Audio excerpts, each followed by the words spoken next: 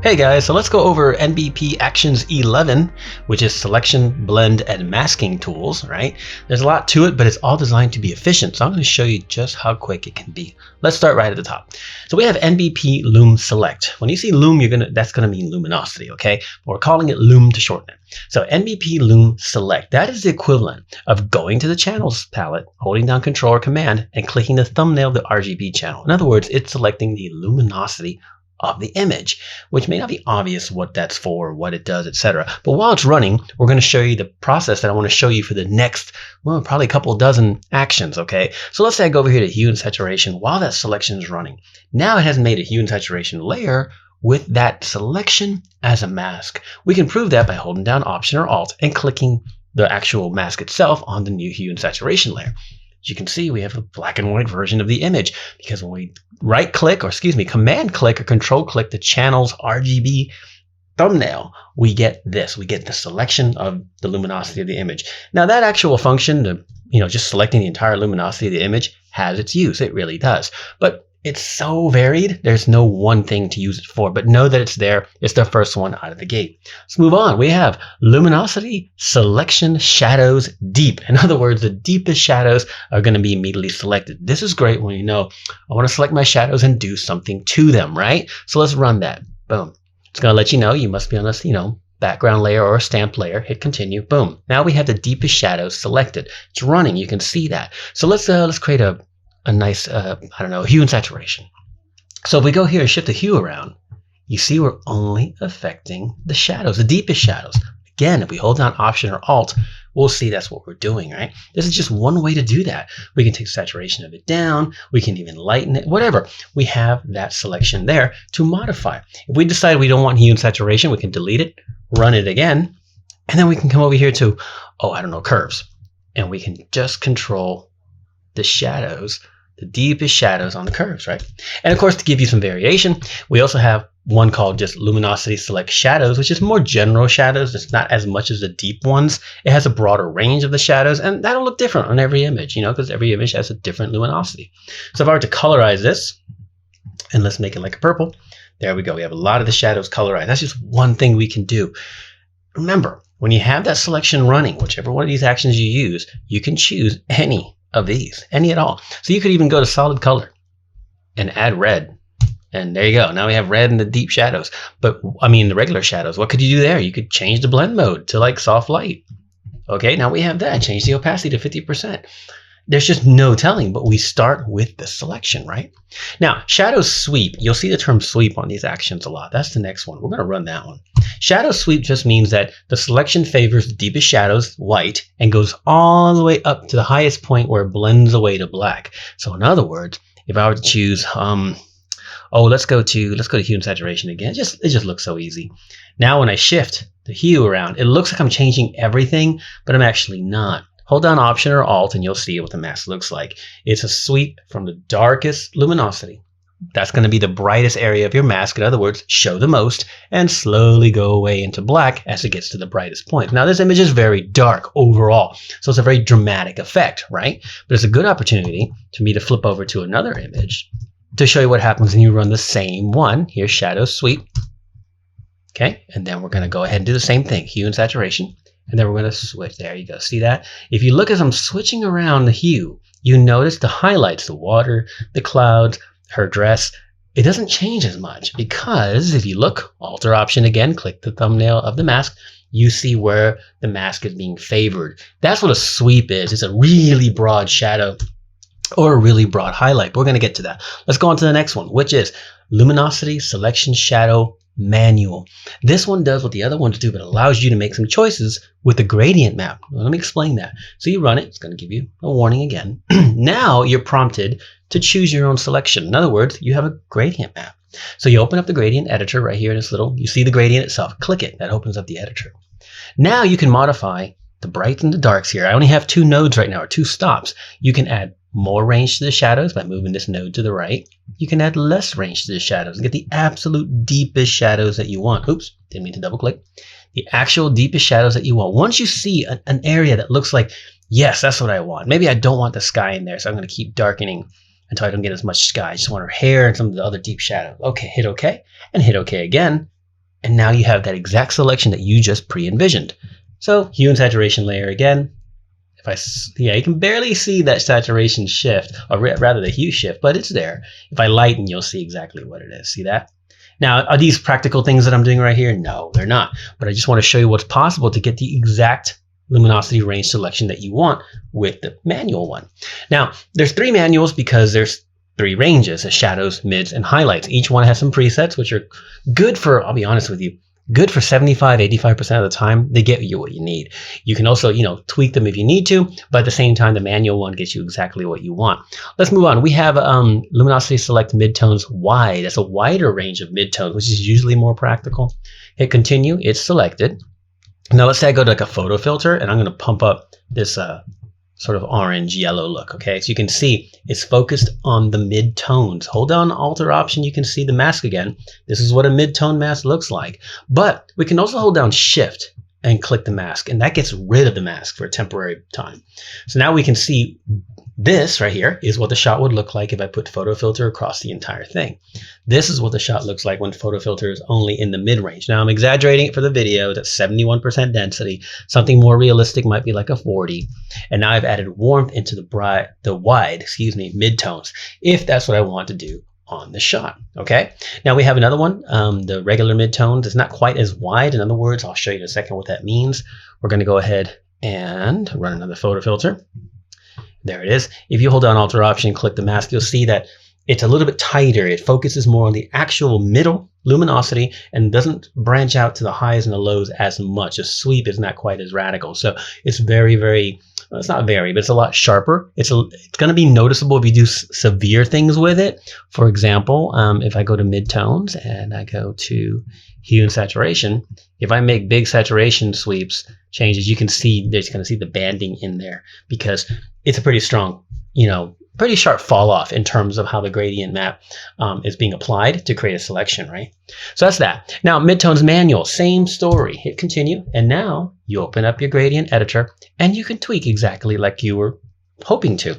This is what I was talking about. If I move these black nodes to the left and right, the brightest and the darkest of the luminosity range, then I can widen that mid-range selection, or I can tighten it up and really nail down just the midtones, which comes with, a negative, and that is that the fall off, as you can see, is really sharp. When you do this and you have a selection, there's not a whole lot of use for it. I mean, there is, but like brightness and contrast might be a good thing to do, but you have to be careful.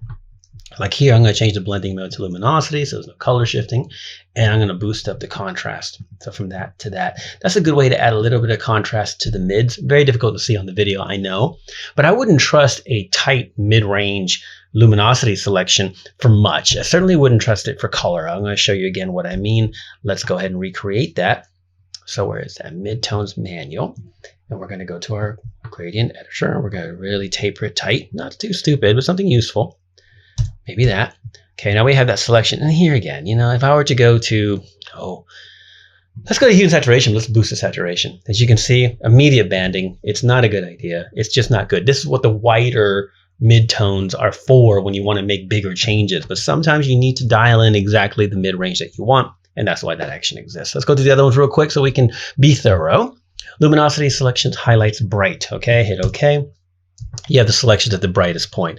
9 times out of 10, if I choose this one and then select the layer, it's going to be for brightening, just to brighten or even darken and mute the bright area. As you can see what I'm doing there with curves. Curves is a safer way to brighten without clipping. If I do want to clip, then I can use levels for that, etc. But that's usually what I use the top brightest highlights for. Then we have regular highlights, which is, of course, the same sort of thing. But here, let's say I go to hue and saturation and I colorize them. And I'm going to make them not, in fact, red, but a little bit of a cyan. And then I'm going to blend that to like a 50% opacity. What I've effectively done there is I've neutralized the highlights. So now it's a little too neutral. But again, doing that for the video purposes. As you can see, I've really neutralized the highlights on the entire shot if I want to do that. As you can see, when I deleted the mask, the entire effect showed on everything. Continuing on, we have highlights sweep. Just like the shadow sweep, it is the opposite. So if I were to come here and say hue and saturation and desaturate, we're really, hold down Alter Option to show the mask. There it is. As you can see, it starts from the brightest point, goes all the way down to the darkest point to create a luminosity selection. What does that mean? That means that now I have the full range to do all kinds of things with it. So if I were to go to like highlight sweep and then go to like, oh, what's a good one? I don't know. Let's say the whole thing was too bright. Well, we could technically go to exposure, go to luminosity, and then start taking down the exposure. Let's go all the way down to like a 0.5. Now we're protecting the highlights. If for some reason there's a lot of reasons to do that, to be honest with you. But if for some reason that's what we want to do right now, this is a great clean way of doing it rather than trying to brush it in. We could just exactly control where we wanted it to be. Again, all these options that I've just shown you are simply an option. Any adjustment layer will work with any of these selections, and you must think about creative ways to use them and practical utility ways to use them too. There's so many. Well, hopefully we can make some more videos for you guys to see some different real-world applications of Actions 11. Now this next one, highlights manual. Again, I'm going to show you to be thorough. Same story. I can come in here and I can move these stops around until I get the exact highlights that I want. Maybe as bright as possible right there. Cool. I've got that selection. You get the idea. Okay, so that's pretty cool. Now the next two are seldom used, but I figured would have them to be thorough again. They're basically the opposite of midtones. It is selecting the shadows and the highlights. So if I were to say this one, highlights plus shadows, I have a selection. You know, it's hard to say what to do with these because very rarely do you do the same thing to the shadow that you do to the highlights. But on occasion, it's something that people like to do. So let's think. How about we go to a levels and we're going to put it on luminosity blending mode, and then we're going to take the output levels up for the shadows and down for the highlights. Just like that, I'm now compressing, if you will, bringing the highlights down, the shadows up. I'm going to exaggerate for the sake of the video. There we go. I'm compressing in a really smart way because if you look at the mask itself, it favors the highlights and the shadows. Now, looking at a mask, especially if you're inexperienced with them, it's not always obvious what they're doing, but this mask shows you that it's favoring the highlights and the shadows. Okay, so that's kind of cool. That's probably the only way I might use a mask like this, where it has the shadows and highlights, is for a compression purpose. And we also have the manual version as well. This gives you a real visualization of what's going on. We open up our gradient editor and we have our stops here. And here again, we can do all kinds of things. We can, not only bring in these tighter if we want to, have a little more of the low end, but these middle nodes, these little diamonds between the stops can be spread out.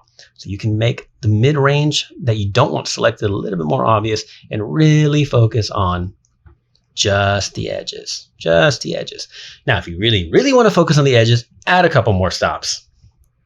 See that? Now we can really, really focus on just a very, very edge. Hit OK and OK. Done. Selection's running. Go ahead and go to levels again. We're going to exaggerate our compression just for grins. There we go. And, if we hold down Shift and turn off the mask, you can see that our compression is really, really strong and obvious.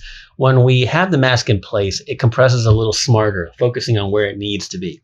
That's one purpose of shadows and highlights luminosity selection.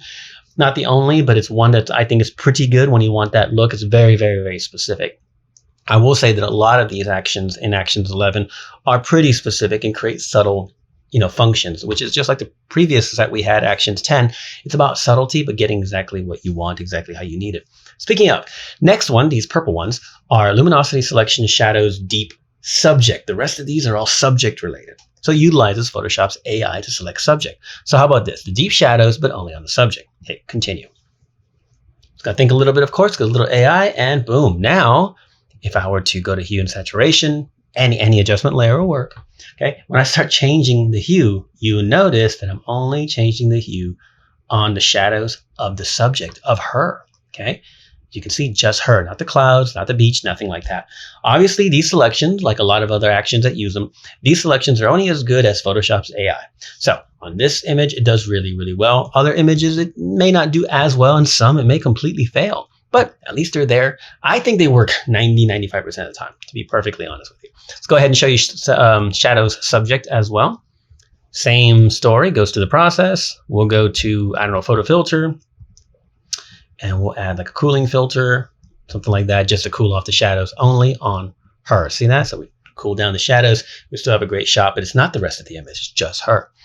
Okay, you can probably imagine how the rest works. Sweep is the same way as the shadows sweep, but only on the subject. Really, really hugely useful. You know what? Let's go to vibrance and take the vibrance down of the shadows. Look at that. Take the vibrance down of the shadows of just her. I don't know why we would do that, but there you go. See that? Just her. And you can probably imagine how the rest of them work, but it's a selection within a selection. It, sort of cuts out the subject, and then it takes that subject and makes a selection of the range that you want using the subject. Okay, so that's kind of cool. If you have the foresight of what you want to make, we don't have to go through the rest of them because you can probably imagine how they work, but I do want to show you the manual one. Okay, so if you go here to, let's go to the shadow one again, the manual shadow. Okay, if you hit OK, hit continue. Now it's only going to show you, it's set up in such a way that can only show you how it's affecting on her. So you don't have to worry about how it's looking on the rest of the shot. You just dial in your mask exactly how you want it, hit OK and hit OK. And you got it. And then you can do anything with it. Here again, we'll do hue and saturation for demo purposes. Okay. Some radical shift there in hue. Okay. But little subtle things like that can have all kinds of control in fixing things, color correction, luminosity correction, exposure things, color grading. I mean, there's just so much control you can have. And of course, we have the mid-wides, which we went over earlier. And then we have the subject manual for midtones as well. Same 4 options for highlights as well. The super bright ones, the regular highlights, the sweep, and then manual as well. So if you were to go to manual, this is a good opportunity because this one, you're not going to see a whole lot. When you run these automatic luminosity selections, if you have a really, really bright selection like this image does not lend itself to that. It doesn't have a lot of brights. 2 things could happen. 1, you may not see anything if you have the opportunity to make your decisions up front like this. 2, Photoshop may come back and say no more than 50% of the selection is visible. And you might get that prompt or that warning. That happens especially on darker images. Let's go to an obviously bright image like this. This image has been completely edited, but we're just doing selections right now. So let's go to highlights, subject. So here again, even though the background isn't shown as part of the selection, that's the whole point of this preview, is to show you only what you're getting. So I can come in here and find the highlights right about there, hit OK, and hit OK. Now I have a selection. I could go to curves, for example, again, and brighten and add some dynamics to the highlights, the off, on, off, on. See, I add some dynamics to it. That should look really good on the video because usually video flattens everything. So that's a very subtle way of doing it without having to worry about brightening the background. I didn't mess up the background because I only had the subject selected. That's exactly what that is for. Now, in terms of all these luminosity range selections, they all are created in the first gray and purple actions here. They're all created with a luminosity mask, started with a gradient map. Gradient map, black and white, set up in different ranges, and then it uses that selection that the gradient map has. It creates a selection from it and creates the mask in question. That's what these are for. Now, in the, I don't want to say the old ways, but one of the first ways I ever saw luminosity mask was to have an action that creates a bunch of them that are stockpiled in your channels palette. Okay. If you don't know what channels is, just go to window menu, channels. Okay. Usually I have it tucked away with paths and layers. Most people do. But go to channels, you'll see there's nothing in it. I had an action many years ago, over a decade ago, where you hit it and it creates a bunch of luminosity masks. And I've recreated it here to be thorough as well, but also just to give you that choice in case you're that kind of person. That's the way you like to work. You like to have options to look at them, etc. Dialing in exactly what you want, I feel, is better. Having presets just to get the general close enough. I want darker shadows done, so I use that range and I'm over. I get it done quickly. But here it is. It's called Loom Mask Channel Stockpile. Hit play. It's going to take a couple seconds, depending on your computer. It could take a minute, okay? And if you're not on the channels palette, when it finishes, it'll look like nothing happened. Don't panic. Go to channels, and you'll see they're here. Deep shadows, shadows, a little broader, shadows sweep, bright highlights, as you can see. In this case, it's not subject focus, so the whole image. Highlights, a little bit more, a little bit broad highlights, highlights sweep, midtones, wide midtones, and midtones sweep. It's a little bit broader as well. I bet some of you, in fact, a lot of you probably have had luminosity mask actions that do this. And how do you use them? Well, let's go over that. Let's say we want the these shadows. Now, her skin on her face really isn't affected, but the shadows are. How do we get that selection? Here's what we do. Hold down Command or Control. Click the thumbnail of the action, the channel in question. As you can see, the little selection thing changed on the cursor as I held the button down. Click the thumbnail. Boom. The selection is now running. Go back to your RGB channel. Go to Layers. If you don't, you could have some quick masking issues, okay? Now we have that selection running. We envisioned it by looking at the channel, the actual mask on the channel. And now we go, let's say again, Hue Saturation. And look at that. We can just quickly shift just the shadows. Her skin tone doesn't change, but we can make it more purple if that's what we wanted. From that to that, if for some reason that's what we wanted. See that? Very, very easy. Now, this is not quickly modifiable, so if you don't like that range, you can modify the range a little bit. Hold down Alt or Option and look at it. You can hit Command or Control L and you can sort of change this range, but if there's no data in there, it's not about to come back, but you can tweak with levels ever so slightly if you really wanted to. But for the most part, if you want a really big change in range, go back to channels. Let's say we want the deepest shadows. Command or Control, hold it down, click the thumbnail of that channel mask, go to layers again. Oh, let's go back to RGB first. Go to layers. And now when we choose our hue and saturation, just because I like it, now it's not going to affect quite as much of the shadows as the deepest shadows. See that? Went from that to that, from that to that. Very, very subtle, very, very simple. And all these ranges are available to you like that, if that's what you prefer. So you can sit there and dig through all of them. Now, if you had actions like this in the past, and you probably also experienced, it's not very easy to delete them all. Because a lot of times you'll want to delete them. Because if you save this PSD file, all those channels in there can really bloat a file and make it massive. So a lot of times when you have your ranges done, you've done your work, and you're basically done, whether you want to keep your PSDs or not, in other words, your layered PSDs, whether you keep the layers or not, you want to get rid of these or your files are going to get huge. No, not on your export or if you save as or something like that. But if you save a PSD or a layered TIFF or whatever, these channels are going to be in there. So we have another action simply called Luminosity Mask Channel Purge. Hit that, they go away. Very, very simple. They're intentionally, trust me, like I said, deleting one channel at a time, which is how you have to do it, is touchy. So having a quick little button to get rid of them. Also, if you had other channels that you created, this will only create the this will only delete the ones that were created by the action before it. So it's pretty clean. Okay, so that's the old school, I want to call it old school way of stockpiling luminosity masks to use as selections. More options, that's all it is. Now the next 4 orange actions, NBP Saturation Select. Okay, so if you hit that one, it's going to, of course, let you know you must start on a stamped or a background layer. Now the selection that it finishes with, that's running, is a saturation mask. So now it favors the saturated areas. So if I come here to like vibrance, boom, let's look at the mask real quick. Again, Alt or Option. The mask is funky. Saturation masks look weird. They're not quite, maybe what you expect. So if you look at their eyeballs, which are very neutral, they're very dark gray because they don't have much color. The background, of course, is quote white, but there's some haunting colors back there a little bit, but they're still very dark because the saturation is low. But the saturation in her hair and where I did all the toning on the image and her sweater, there's a lot of brightness there, if you will, some white, because that's favoring the saturated areas. So with that, if I boost the vibrance, I'm going to boost it a lot for the video. Again, let's see here. Off, on, off, on. That's outrageously subtle, so I'm going to boost the saturation as well. There we go. It's crazy on screen, but I know you guys can't see it on the video. So off, on, off, on. Now, before you think it just looks like a saturation boost, let's hold down Shift and turn off that mask. Uh-oh, it got crazy because now without the mask, we're adding saturation to areas that probably should be more neutral.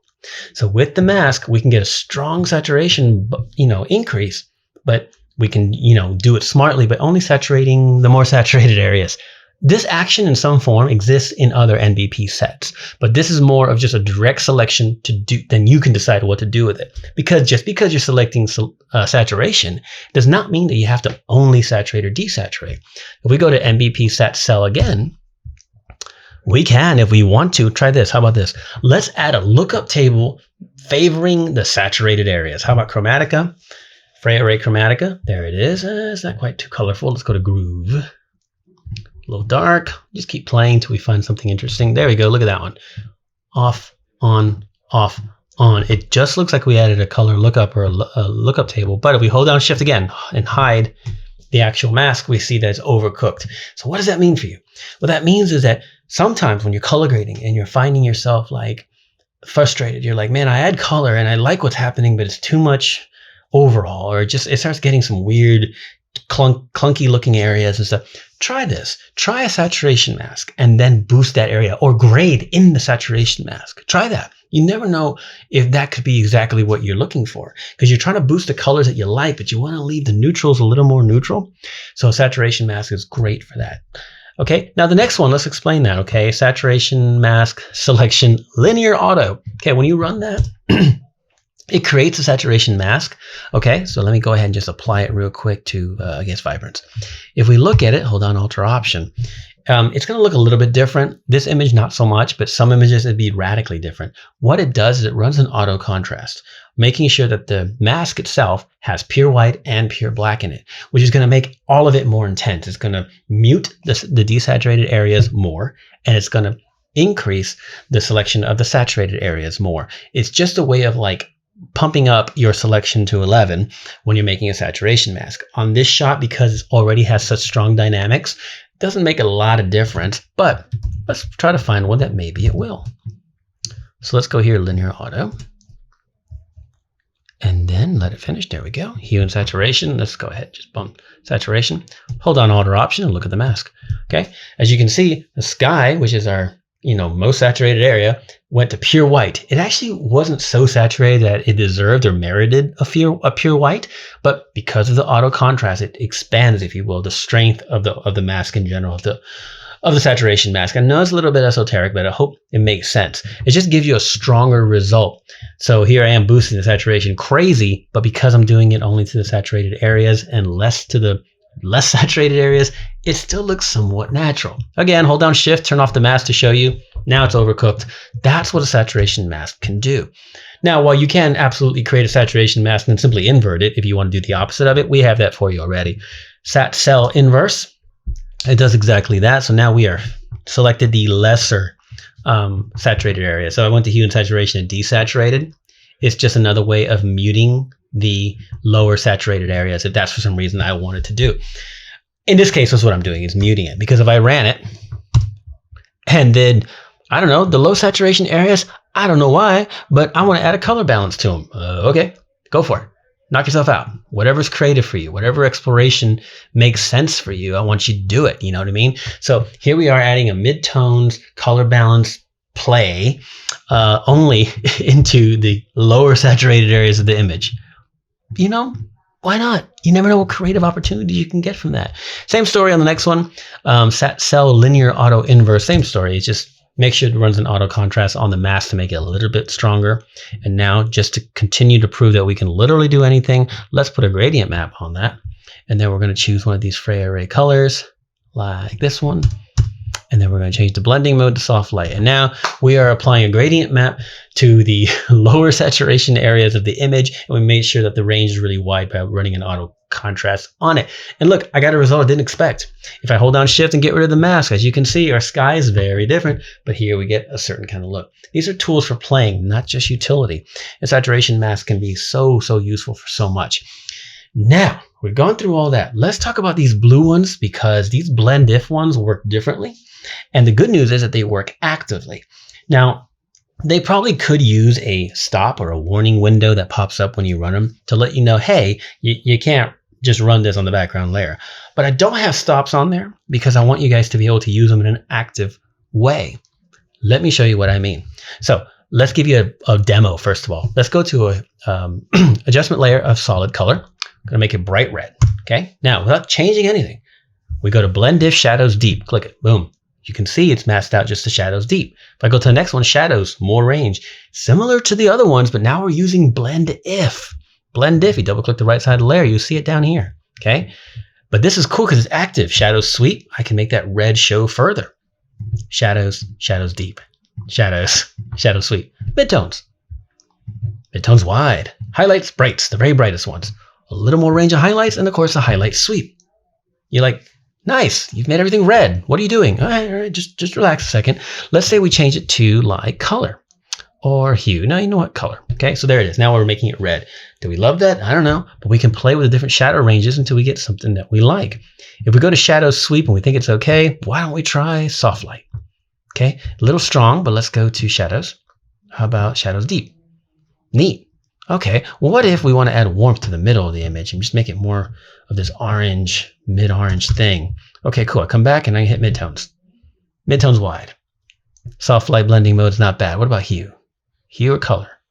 Color's okay. Hard light's okay. So overlay? Ooh, strong. Let's leave it on soft light. Make it 50%. Look at that. We've rolled in mid-tone into the mid-range. And you're like, you know what? The heck with that. I don't think I like idea. Actually, you know what? I do like idea. I'll leave it at 40%. I'm going to come in here, photo filter. And I'm going to, let's see, let's make it cooling. About like so, real strong, but I don't even want the highlights. So boom, highlights. There we go. And if I want it on the brightest highlights I can, let's just put it on the main highlights. 60% opacity. So I'm cooling off the highlights. I'm warming up the mids, and I can do it actively. When I come back here and choose mids wide, okay, I got it. Midtones, a little bit less range. Make it 30% opacity. Photo filter is 60% right now. Let's make it highlight sweep, make it really strong. That really neutralizes everything. There we go. From this to this. Very subtle change, but you see how I actively did it, and it works really for anything. The blue ones, because they use blend if, work backwards. You don't make your selection first. You choose your adjustment layer first, and then you go from there. And there's a trick too. It doesn't have to be an adjustment layer, but let's start with, let's go to selective color. And let's say I'm going to do some grading. I want some warmth in here. So I add some mid-range warmth, and on the blacks, I'm going to take down the magentas, make it a little blue. Okay, kind of digging that. And even though I'm messing with the highlights a little bit, let's say I'm like, okay, I like the result, but I just want it on the shadows. So I click shadows right now and keep working. See that? Now I know the blend if is working only on the shadows. Or if I want more shadows, there we go, cool. Or if I want midtones, or if I want wider midtones, or just the highlights, or just regular highlights. See that? Back to shadows deep.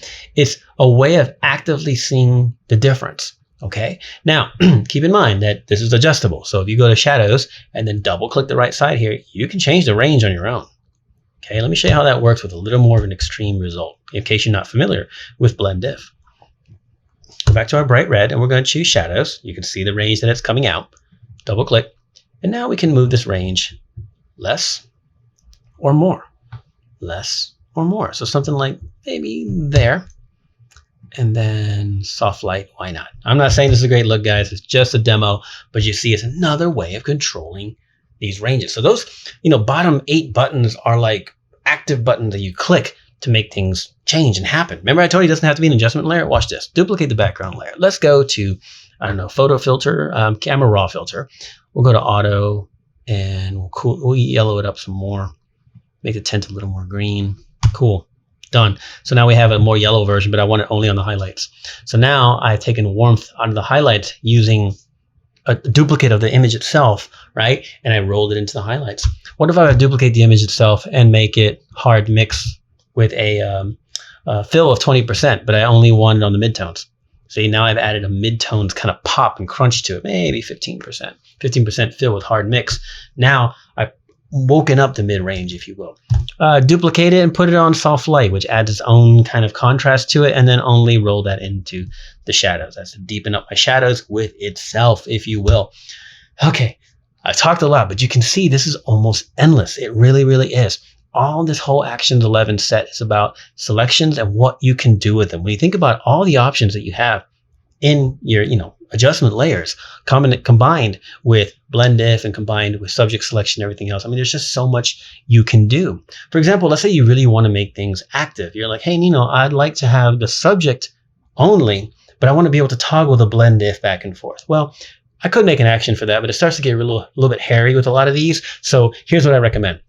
Let's say you're on the background layer or any flattened layer. Go to subject. Okay. And while you're on subject, while it's already selected, choose what you want to do. Let's say go Hue and Saturation. Hold down Auto Option. You can see that she's been selected out. For better or worse, you may have to tweak these masks, all right? But if we go here and, so if we were to go here and change the, hue, we change her completely. But because this mask is running, and because the mask is independent of blend if I were to come down here and say blend if shadows, now the blend if is running, but the mask still is too, allowing us to change the hue and saturation in this case, because that's what I picked, of just her. And we did this with the other options, but now we're using blend if, so we can tweak. We can hit midtones wide, highlights, shadows deep, shadows sweep, highlights sweep. Why not? See that? We can change this stuff actively until we find exactly what we want. Or we can even double click and change it manually. See that? Very, very quickly to get into the areas that we want. That's a color grading option. But what if I said, I want to bring up the shadows just on her, leave the background alone, like the dynamics. All right, subject. We'll come here and we'll go to exposure. And since it's already selected, that mask is done. We'll go luminosity. We'll put it on 1 just for demo purposes, and we'll immediately say shadows. Off, on, off, on. See that? Brightening the shadows of just her. I can make it shadows deep Maybe I'll brighten it some more just for you guys to see. Oops, that's not very much. How about, there we go. Now look, boom, boom.